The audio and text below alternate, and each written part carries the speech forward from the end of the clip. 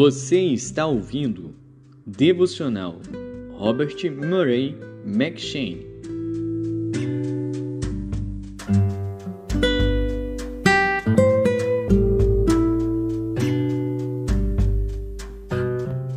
Êxodo.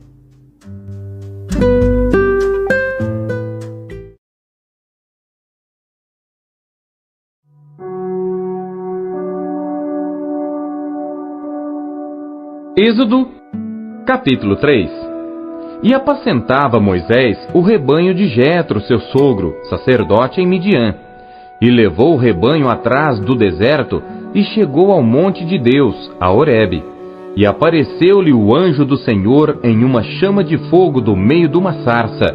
E olhou, e eis que a sarça ardia no fogo, e a sarça não se consumia. E Moisés disse: Agora me virarei para lá, e verei esta grande visão, porque a sarça não se queima. E vendo o Senhor que se virava para ver, bradou Deus a ele do meio da sarça, e disse: Moisés, Moisés. Respondeu ele: Eis-me aqui. E disse: Não te chegues para cá. Tira os sapatos de teus pés, porque o lugar em que tu estás é terra santa. Disse mais: Eu sou o Deus de teu pai, o Deus de Abraão, o Deus de Isaque e o Deus de Jacó. E Moisés encobriu o seu rosto, porque temeu olhar para Deus. E disse o Senhor: Tenho visto atentamente a aflição do meu povo que está no Egito, e tenho ouvido o seu clamor por causa dos seus exatores, porque conheci as suas dores. Portanto, desci para livrá-lo da mão dos egípcios e para fazê-lo subir daquela terra a uma terra boa e larga, a uma terra que mana leite e mel, ao lugar do cananeu e do eteu e do amorreu e do perizeu e do eveu e do jebuseu. E agora, eis que o clamor dos filhos de Israel é vindo a mim, e também tenho visto a opressão com que os egípcios os oprimem. Vem agora, pois, e eu te enviarei a Faraó, para que tires o meu povo, os filhos de Israel, do Egito. Então Moisés disse a Deus: Quem sou eu que vá a Faraó e tire do Egito os filhos de Israel? E disse: Certamente eu serei contigo, e isto te será por sinal de que eu te enviei. Quando houveres tirado este povo do Egito, servireis a Deus neste monte. Então disse Moisés a Deus: Eis que quando eu for aos filhos de Israel e lhes disser: O Deus de vossos pais me enviou a vós, e eles me disserem: Qual é o seu nome? Que lhes direi? E disse Deus a Moisés: Eu sou o que sou. Disse mais: Assim dirás aos filhos de Israel: Eu sou, me enviou a vós. E Deus disse mais a Moisés: Assim dirás aos filhos de Israel: O Senhor Deus de vossos pais, o Deus de Abraão, o Deus de Isaque e o Deus de Jacó, me enviou a vós. Este é meu nome eternamente, e este é meu memorial de geração em geração. Vai, e ajunta os anciãos de Israel, e dize-lhes: O Senhor Deus de vossos pais, o Deus de Abraão, de Isaque e de Jacó, me apareceu, dizendo: Certamente vos tenho visitado e visto o que vos é feito no Egito. Portanto eu disse: Far-vos-ei subir da aflição do Egito à terra do cananeu, do eteu, do amorreu, do perizeu, do eveu e do jebuseu, a uma terra que mana leite e mel. E ouvirão a tua voz, e irás, tu com os anciãos de Israel, ao rei do Egito, e dir-lhe-eis: O Senhor Deus dos Hebreus nos encontrou. Agora, pois, deixa-nos ir caminho de 3 dias para o deserto, para que sacrifiquemos ao Senhor nosso Deus. Eu sei, porém, que o rei do Egito não vos deixará ir, nem ainda por uma mão forte, porque eu estenderei a minha mão e ferirei ao Egito com todas as minhas maravilhas que farei no meio dele. Depois vos deixará ir. E eu darei graça a este povo aos olhos dos egípcios. E acontecerá que, quando sairdes, não saireis vazios, porque cada mulher pedirá à sua vizinha e à sua hóspeda joias de prata e joias de ouro e vestes, as quais poreis sobre vossos filhos e sobre vossas filhas, e despojareis os egípcios.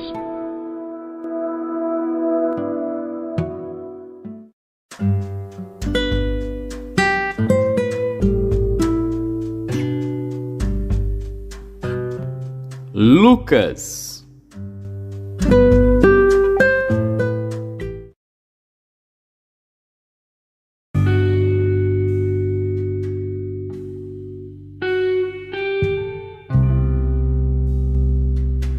Lucas, capítulo 6.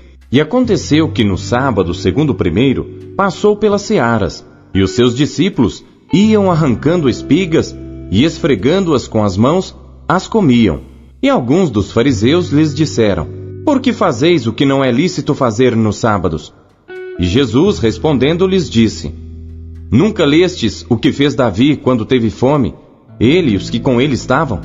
Como entrou na casa de Deus, e tomou os pães da proposição, e os comeu, e deu também aos que estavam com ele, os quais não é lícito comer, senão só os sacerdotes?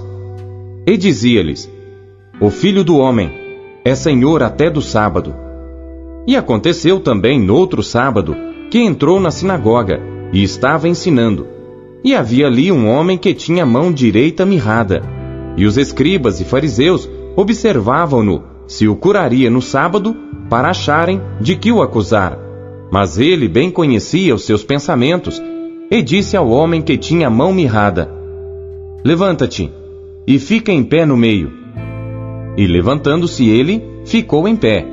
Então Jesus lhes disse: uma coisa vos hei de perguntar. É lícito nos sábados fazer bem ou fazer mal? Salvar a vida ou matar?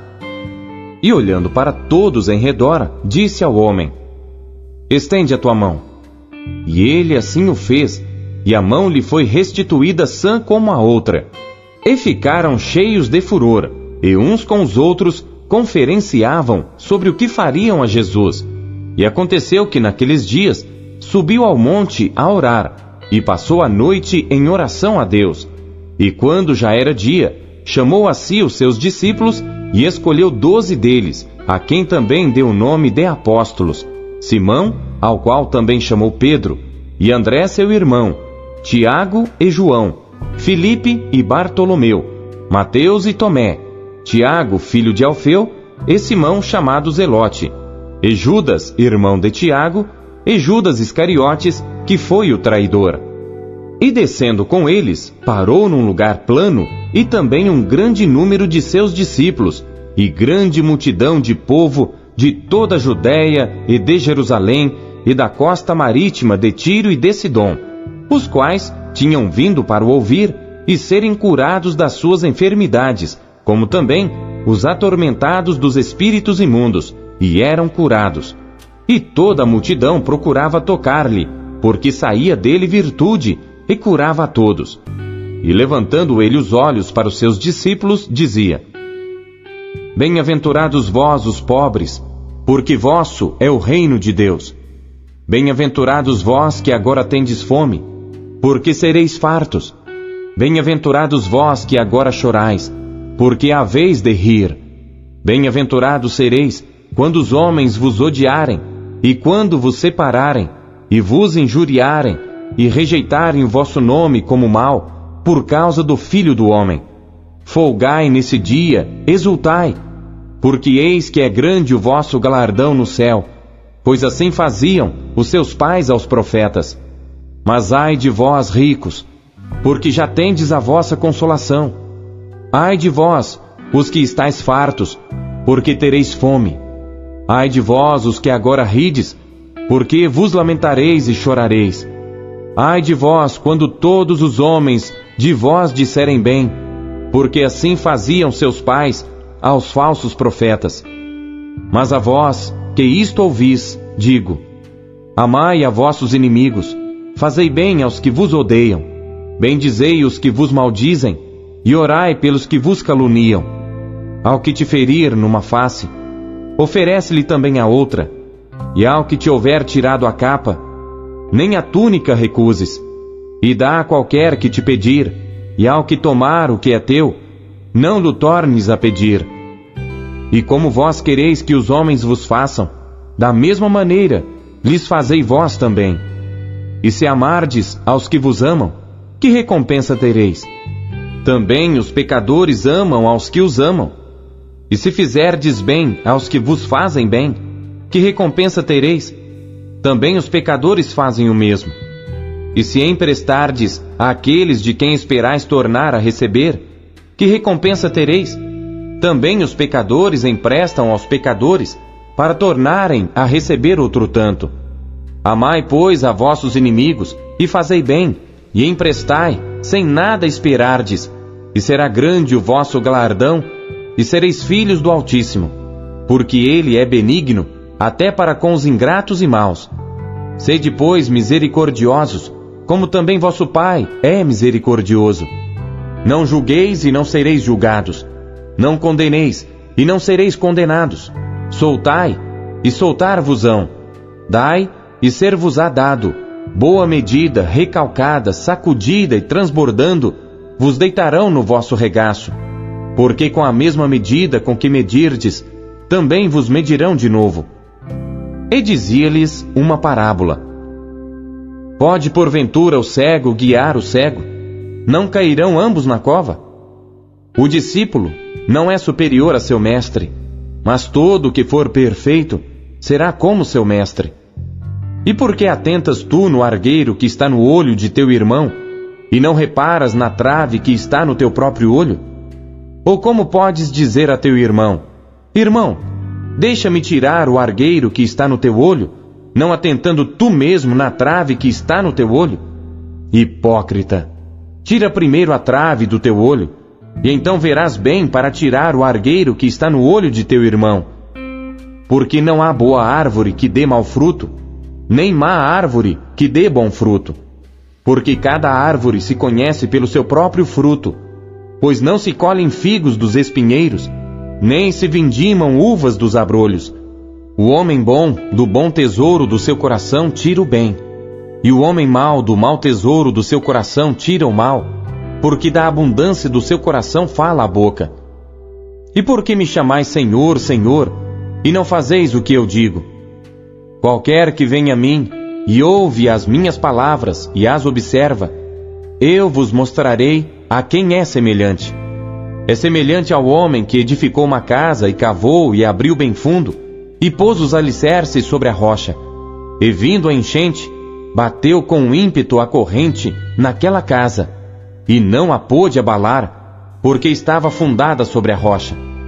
Mas o que ouve e não pratica é semelhante ao homem que edificou uma casa sobre terra, sem alicerces, na qual bateu com ímpeto a corrente, e logo caiu, e foi grande a ruína daquela casa.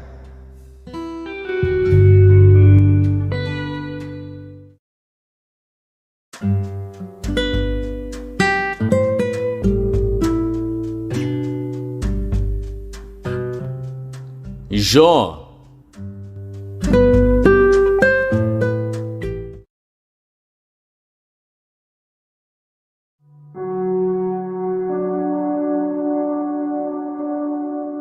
Jó, capítulo 20. Então respondeu Zofar na Amatita e disse: Visto que os meus pensamentos me fazem responder, eu me apresso. Eu ouvi a repreensão que me envergonha, mas o espírito do meu entendimento responderá por mim. Porventura não sabes tu que desde a antiguidade, desde que o homem foi posto sobre a terra, o júbilo dos ímpios é breve, e a alegria dos hipócritas momentânea?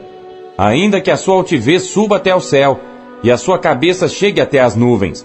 Contudo, como o seu próprio esterco, perecerá para sempre. E os que o viam dirão: Onde está? Como um sonho voará, e não será achado, e será afugentado como uma visão da noite.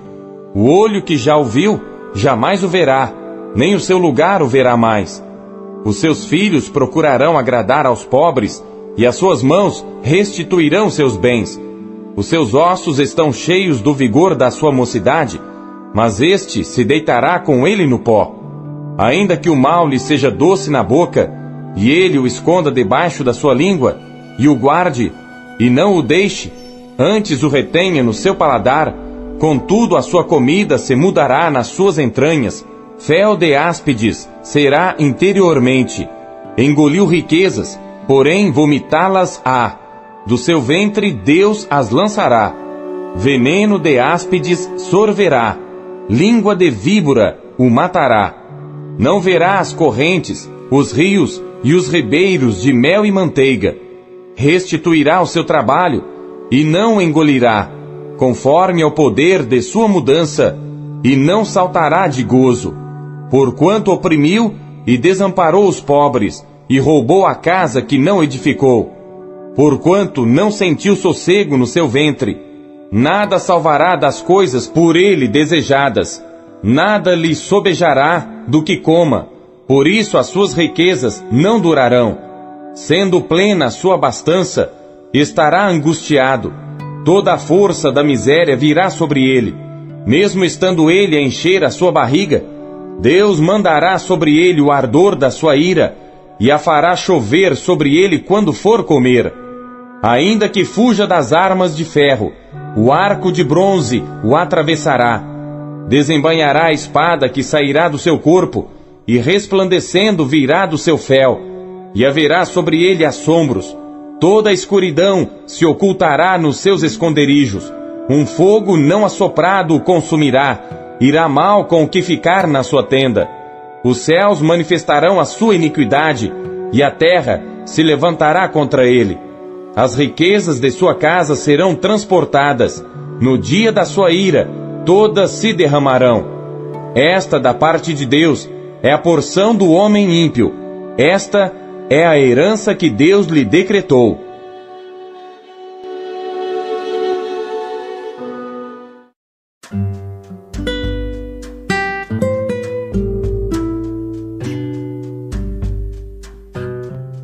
Primeiro Coríntios.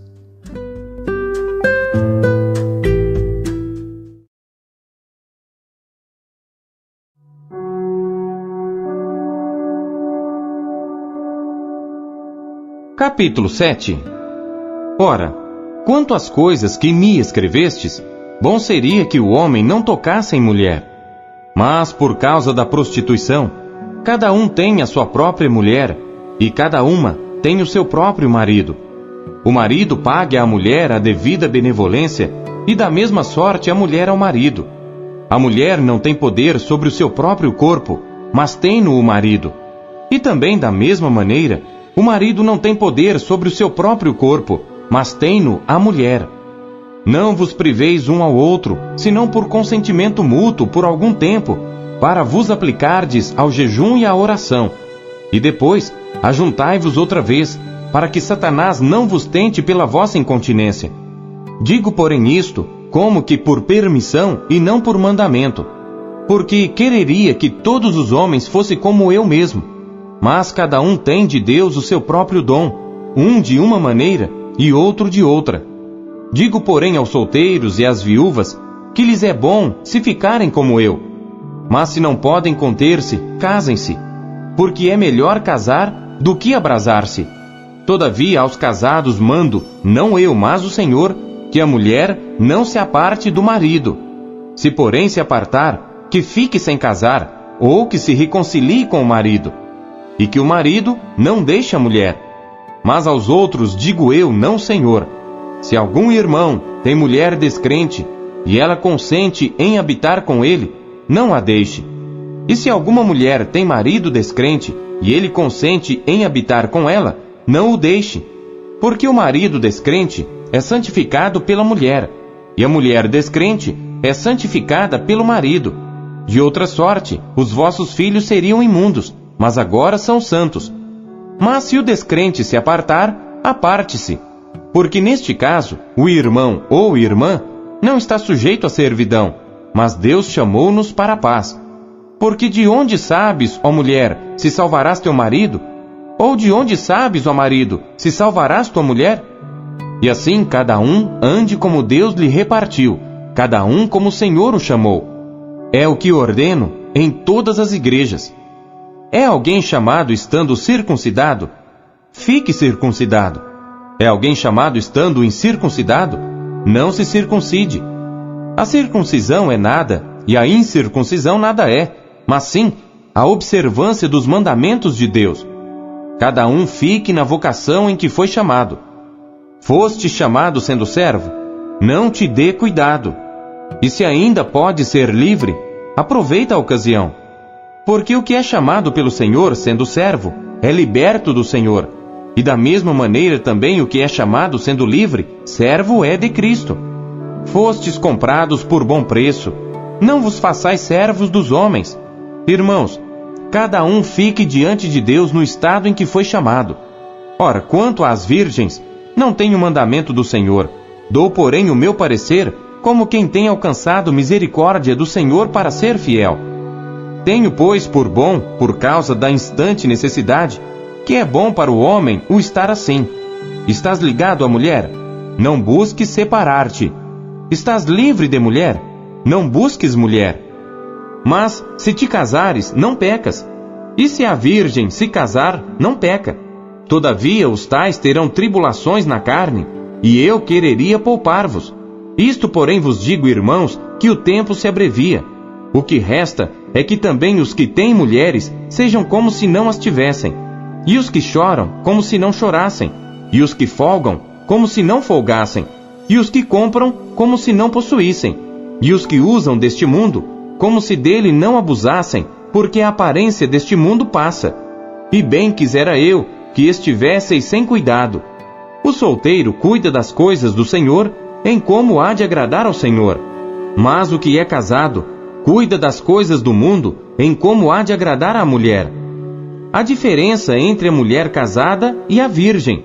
A solteira cuida das coisas do Senhor para ser santa, tanto no corpo como no espírito.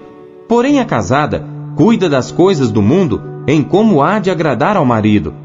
E digo isto para proveito vosso, não para vos enlaçar, mas para o que é decente e conveniente, para vos unirdes ao Senhor sem distração alguma. Mas se alguém julga que trata indignamente a sua virgem, se tiver passado a flor da idade, e se for necessário, que faça o tal que quiser, não peca, casem-se. Todavia, o que está firme em seu coração, não tendo necessidade, mas com poder sobre a sua própria vontade, se resolveu no seu coração guardar a sua virgem, faz bem. De sorte que, o que a dá em casamento faz bem, mas o que não a dá em casamento faz melhor. A mulher casada está ligada pela lei todo o tempo que o seu marido vive. Mas se falecer o seu marido, fica livre para casar com quem quiser, contanto que seja no Senhor. Será, porém, mais bem-aventurada se ficar assim, segundo o meu parecer, e também eu cuido que tenho o Espírito de Deus.